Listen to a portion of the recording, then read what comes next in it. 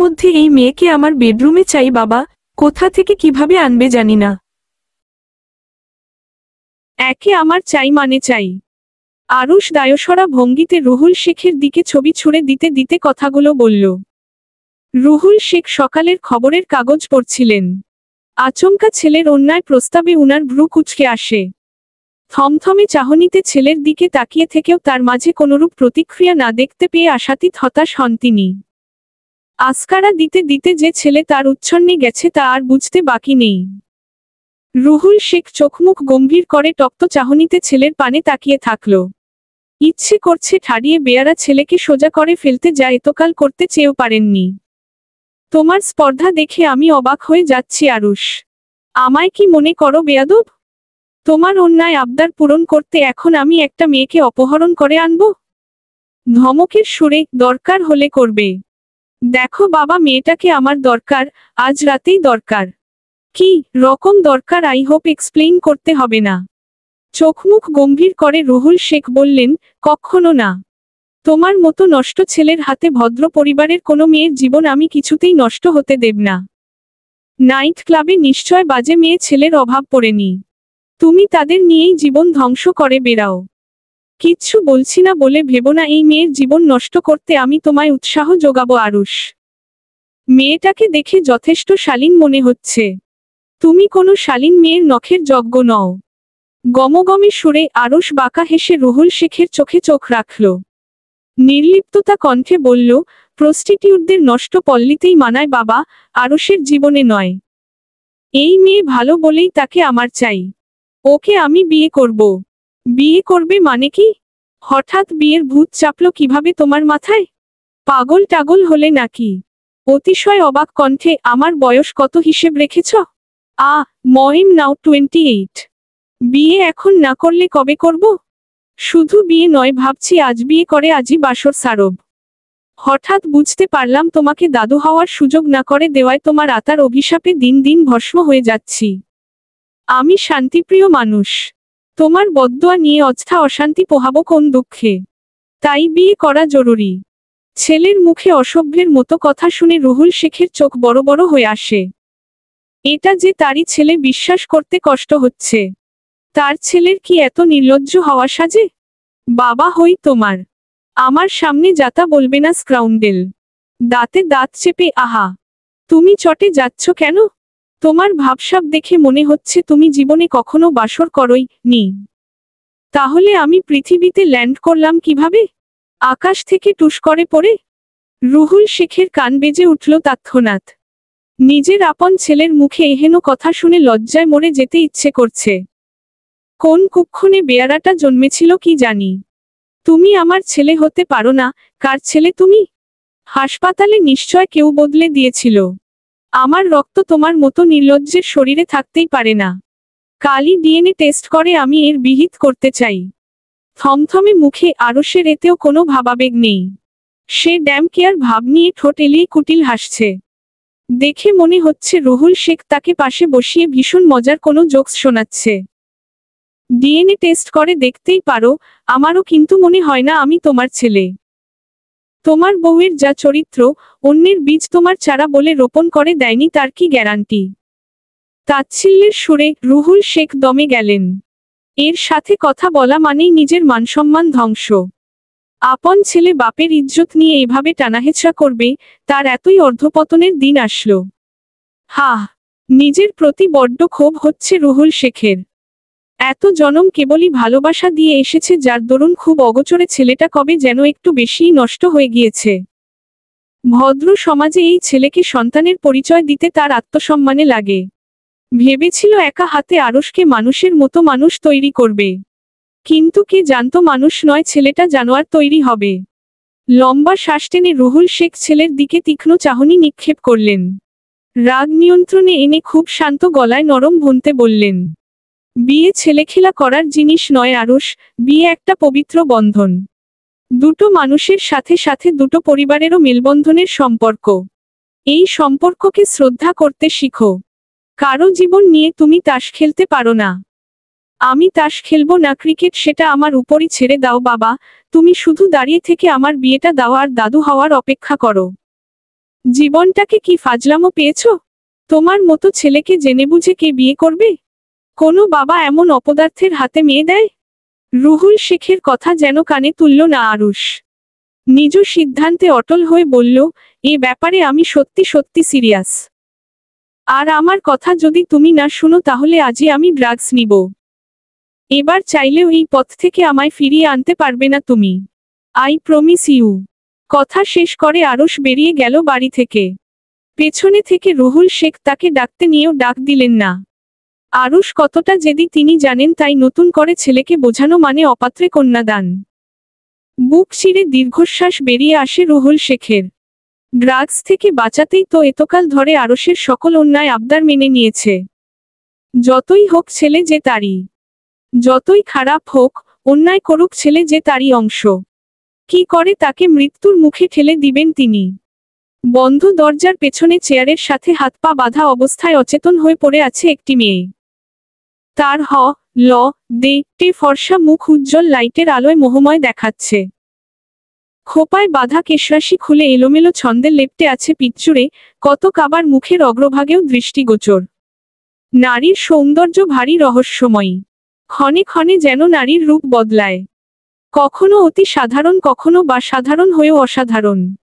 মনের আমেজে শীষ বাজাতে বাজাতে শৌখিন কামরার দরজা ঠেলে প্রবেশ করল আরুষ। হাতে জ্বলন্ত সিগারেট, ঠোঁটে আমোদিত হাসি।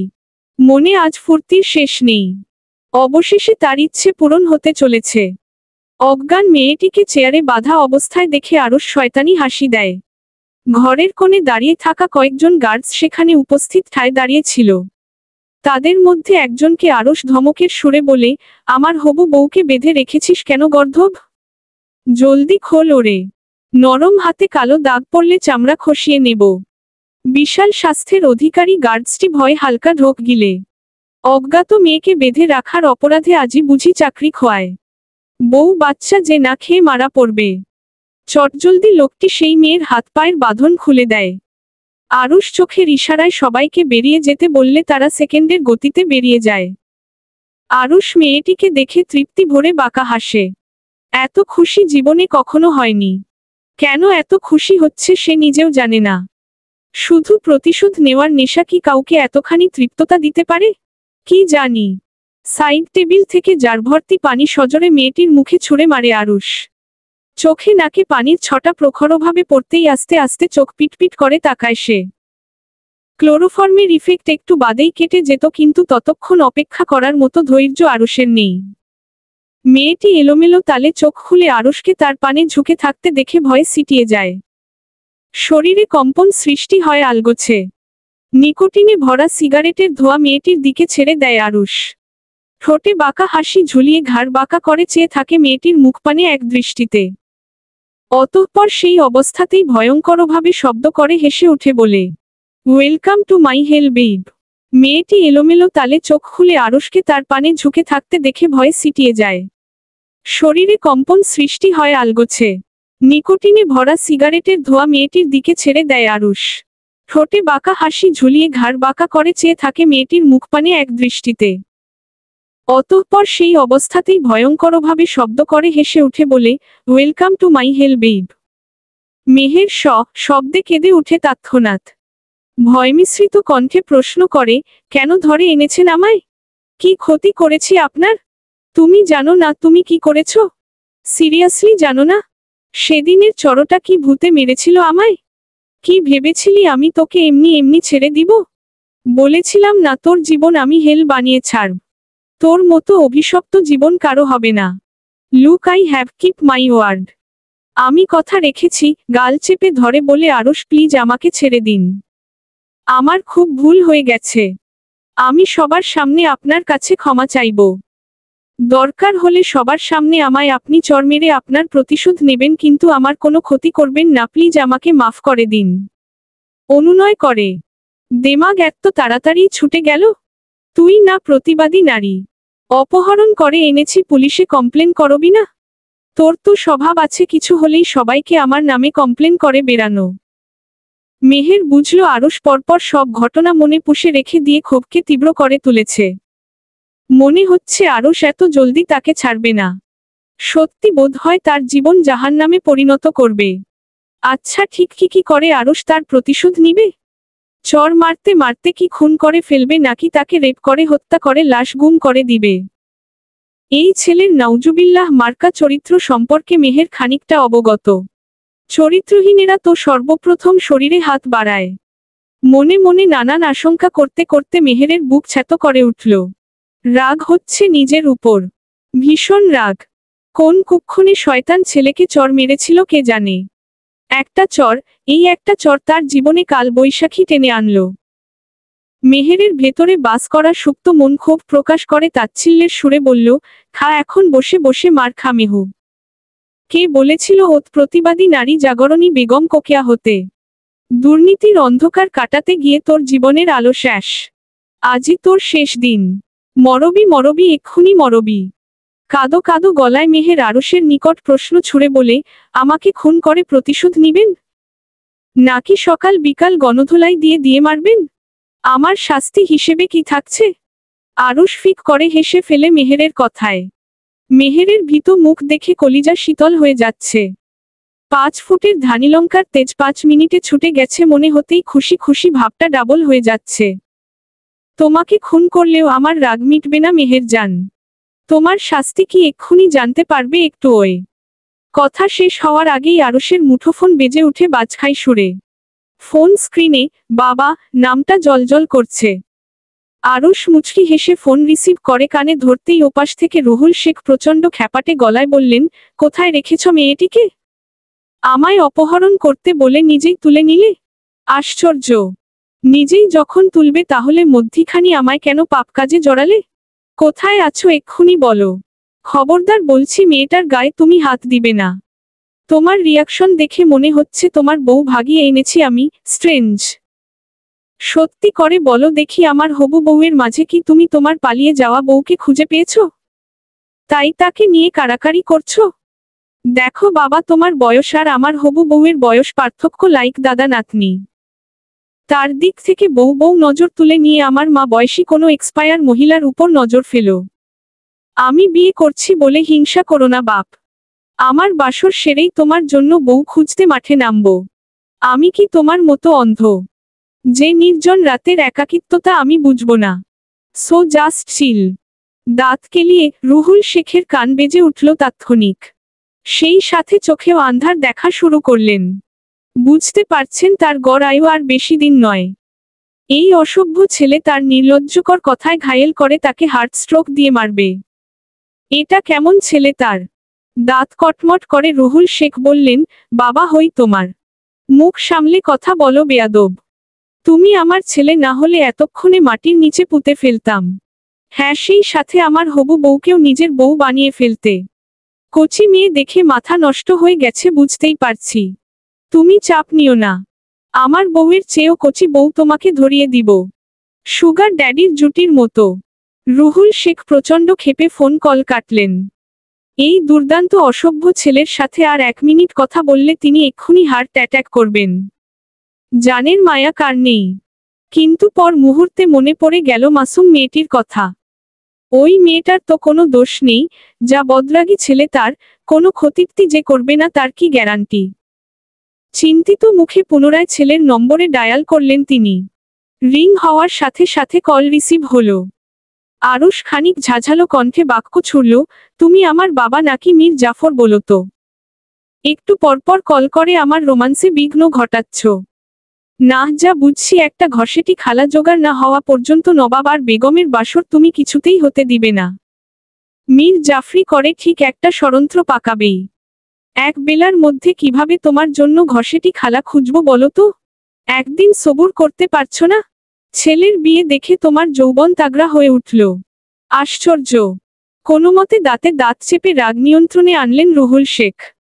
এই মুহূর্তে অশ্রাব্য কিছু অশ্লীল গালিগালাজ করতে ইচ্ছে করছে তার।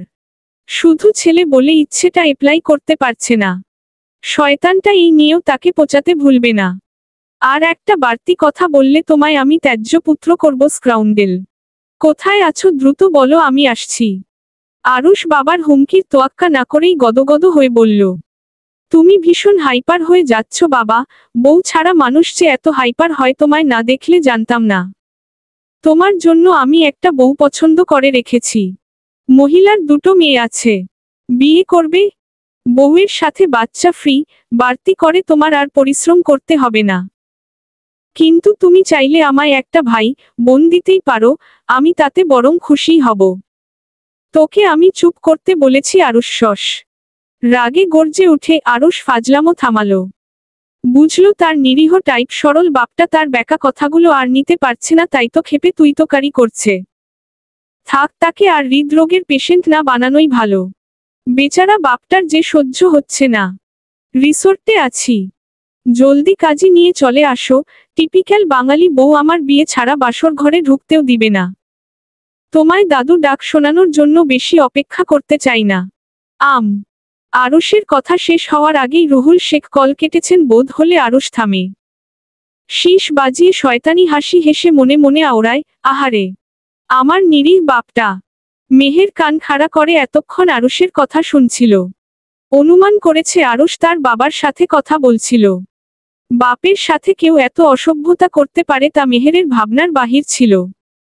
মানুষ বন্ধুর সাথেও এত খুল্লা কথা বলে না। ছেলেটাকে যতটা অশ্লীল ভেবেছিল তার চেয়েও 100 গুণ অধিক অশ্লীল সে। ছি, গা গুলিয়ে আসছে মেহেরের। বিরক্তি আর ঘেন্না ভাবটা তবু চেপে বসে আছে। আরুষকে আর কোনোভাবে চটানো যাবে না। মিষ্টি কথায় চিরা ভিজাতে হবে। মেহেরকে ড্যাব ড্যাব করে নিজের দিকে তাকিয়ে থাকতে দেখে আরুষ ভ্রু কুঁচকে বলে, হোয়াট? মেহের গলার শ্লেষা পরিষ্কার করে নিয়ে নাটকে আহ্লাদ টেনে বলে উঠে, আপনার বিয়ে আজ? তার মানে আপনার বউয়ের সেবা যত্ন করতে আমাকে এনেছেন, তাই না? বেশ, তো আমি আপনার বউয়ের গলা থুরি হাত পা টিপে দেব, সব কাজ করে দেব। তবু আমায় মারবেন না ভাইয়া। সাথে তোর বউয়ের কানে আচ্ছামতো বিষ ঢেলে যাব বেটা। ডিভোর্স করিয়েই ছাড়ব তোর। মনে মনে আরুষ মেহেরের মুখের কাছে ঝুঁকে আসে তখনই। অস্বস্তিতে গাঢ় হয়ে মেহের তার মাথাটা পিছিয়ে নেয়ার চেষ্টা চালায় যথাসম্ভব। কিন্তু লাভ বিশেষ হয় না। মাত্র কয়েক সেন্টিমিটার দূরত্ব তার এবং আরুষের মাঝে। একটুখানি অঘটন ঘটলেই সরাসরি লিপকিস অনিবার্য। মেহেরের গা গুলিয়ে আসে আবারও। এক টুকরো কয়লার মতো পোড়া কালো রুক্ষ ঠোঁট আরুষের।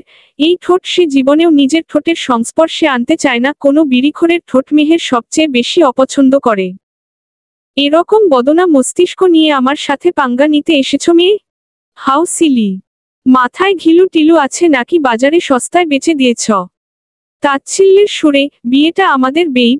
তুমি তখন প্রশ্ন করলে না তোমার শাস্তি কি? তোমার শাস্তি আজীবন আমার কাছে আটক থাকা। সকাল বিকাল আমায় এন্টারটেইন করা, আমার ইচ্ছেতে বেড শেয়ার করা আর প্রচণ্ড রাগ দমাতে তোমায় তুলে আছাড় খেলা। এই তো এগুলোই তোমার শাস্তি। বেশি না বেইব? বাঁকা হেসে মেহের স্তব্ধ বনে গেল। সামান্য একটা চরের মাসুল আজীবন দিতে হবে? একটা ভুল, মাত্র একটা ভুলের জন্য অমানুষের মতো আচরণ করবে আরুষ? এত নীচ মানসিকতার সে? ছি! ঘৃণায় চোখমুখ কুঁচকে ফেলল মেহের। সৃষ্টিকর্তার নিকট ভেতর মন হাত তুলে প্রার্থনা করছে, এই মুহূর্তে তার মৃত্যু আসুক, তবু আরুষের সাথে বিয়ে না হোক। চলবে। পাঠকদের চাহিদা বরাবর ঠোঁট কাটা হিরো। যা তাদের জন্য ভদ্র লেখিকা হতে একটু অসভ্য লেখিকাই হলাম। আমার অধঃপতন নিশ্চয় আপনারা এনজয় করবেন। ভুলভাল মন্তব্য করে ছোট্ট মনকে ব্যথা দিবেন না।